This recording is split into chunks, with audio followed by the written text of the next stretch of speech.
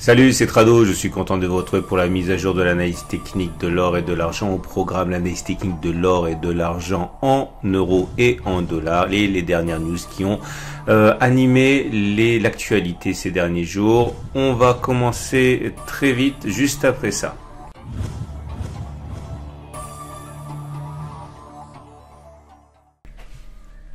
Alors au registre des news qui ont émaillé l'activité, du bon et du moins bon en ce sens que la demande d'or indienne est toujours à tonnes à cause des effets du confinement. Du côté des nouvelles un petit peu plus positives ou même plus positives tout simplement, on a JP Morgan, la grande banque d'affaires américaine qui maintenant assure et recommande à ses clients de détenir de l'or au moins en petite quantité. On a également TD Securities, la grande banque canadienne qui réaffirme son objectif de $2000 pour l'or en 2020, mais précise que la route ne sera pas toute droite, toute lisse pour l'or, que ce sera plus le résultat de soubresauts réguliers avant d'atteindre cet objectif. Et également l'enquête du Conseil mondial de l'or réalisée auprès des banques centrales qui ont bien voulu répondre indique que en 2019, 8% des banques centrales annonçaient avoir prévu d'augmenter les réserves d'or, et ce chiffre explose puisque maintenant elles sont déjà 20% dans le panel des banques qui ont été interrogées et qui ont accepté de répondre, à d'ores et déjà envisager d'augmenter leurs réserves d'or, notamment à cause des taux d'intérêt réels négatifs qui se profilent. Et voilà où on en est pour l'or, libellé en euros. Chaque bougie correspond à une journée de cotation. La tendance est plutôt neutre car nous sommes en dessous de la moyenne mobile à 20 jours qui descend et en dessous de la moyenne mobile à 50 jours qui monte. Clairement, la tendance de très court terme, elle est baissière puisqu'on est en dessous de la moyenne mobile à 20 jours qui descend. Par contre, la tendance à plus long terme est globalement neutre puisque nous sommes en dessous de la M50, mais que cette M50 continue de monter par inertie. On a une résistance ici mineure à 1534, 1555 euros l'once qui pose des difficultés. C'est normal, c'était un support. Ce support a été cassé, il a changé de polarité et devient donc résistance. Le prochain support mineur, il est là, il est à 1476. C'est une zone sur laquelle les plus agressifs pourraient vouloir accumuler un petit peu d'or, que ce soit une pièce, un gramme ou une once. Et le deuxième support mineur, il est là à 1423, 1433. Mais pour l'instant, on n'est pas sur une zone où l'accumulation me semble légitime, car on est sur un obstacle. Et pour l'instant, encore une fois, il faudrait mieux peut-être attendre que cette résistance, que cet obstacle soit passé pour avoir les coudées plus franches. On passe à l'or, mais cette fois-ci libellé en dollars, avec une force beaucoup plus évidente lorsque l'or est libellé en dollars, puisque là la résistance tient toujours, le support tient toujours. Ce support majeur des 1654, 1691 a été attaqué de très nombreuses fois depuis sa date d'avril, et à chaque fois l'or a rebondi. Cette zone est défendue par les acheteurs. La tendance générale, on va dire, est plutôt haussière puisque nous sommes au-dessus de la moyenne mobile à 50 jours. Par contre, à plus court terme, et ça reflète l'évolution dans un canal latéral comme ça, est plus neutre. On le voit au fait que la moyenne mobile à 20 jours soit plate. Alors, nous sommes face à une résistance également pour l'or libellé en dollars. Les 1727, 1748 font obstacle depuis avril, infranchissable pour l'instant. Je pense qu'on n'est pas sur une zone où l'accumulation soit justifiée. Il vaut mieux sans doute attendre que l'on revienne sur le support majeur des 1650 puisqu'on a tendance à rebondir dessus, ou alors que l'on ait franchi l'obstacle pour avoir là aussi un peu plus de visibilité sur un achat.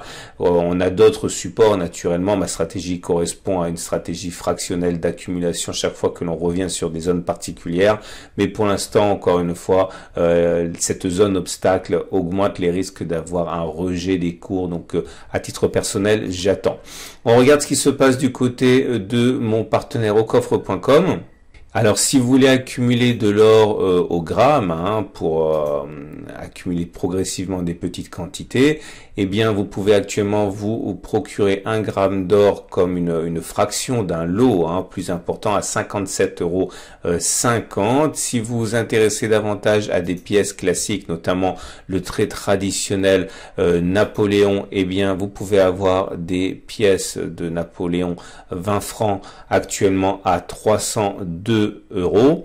Et si vous voulez accumuler progressivement, mais avec un budget plus important, eh bien, vous avez bien sûr les verres à valeur 1 once, donc une belle pièce qui est actuellement disponible à 1674 €. On passe à l'argent. Et l'argent libellé en euros comme d'habitude. Et pour débuter, la tendance est beaucoup plus affirmée à la hausse sur l'argent. C'est normal parce qu'à mesure que les espoirs de rémission de l'économie mondiale eh bien se font plus réels, eh bien l'argent qui a une connotation industrielle plus importante que l'or en bénéficie.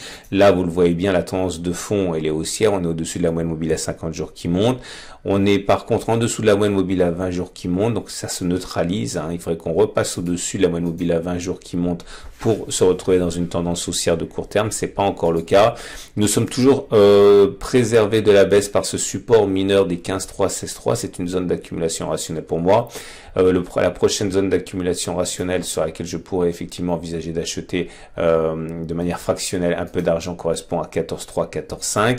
Nous sommes actuellement relativement loin de la zone de résistance suivante qui est à 17,2, 17,5 avec quand même peut-être des difficultés à attendre sur les 16,5 puisque c'est une zone qui a fait refluer les cours. Mais bon, globalement, on est sur un support ici qui est donc une zone d'accumulation en ce qui concerne ma stratégie. Et pour l'argent, cette fois libellé en dollars, c'est la même chose.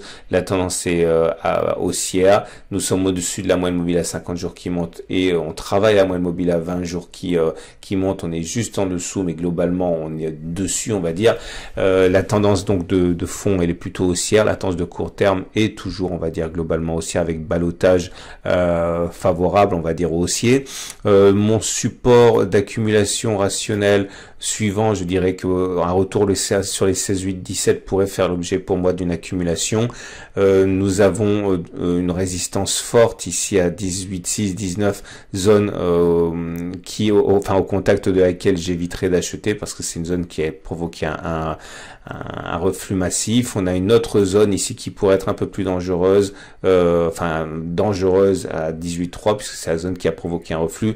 En tout cas, pour l'instant, on n'est pas sur une zone d'accumulation rationnelle pour l'argent libellé en dollars, contrairement à l'argent libellé en euros, puisqu'on n'est pas sur un support mineur en l'occurrence ici. On regarde ce qui se passe au niveau de mon partenaire aucoffre.com. Et comme vous pouvez le voir, si vous voulez vous procurer des onces d'argent, eh bien actuellement vous pouvez espérer vous procurer une Vera Silver 1 once à 23,09 €. Voilà, je vous souhaite une excellente journée. Je vous invite à regarder à la fin de cette vidéo la très belle présentation du risque inflationniste et de l'inflation que vous retrouverez par incrustation à la fin de cette vidéo. Je vous donne rendez-vous dans 3 jours pour la mise à jour.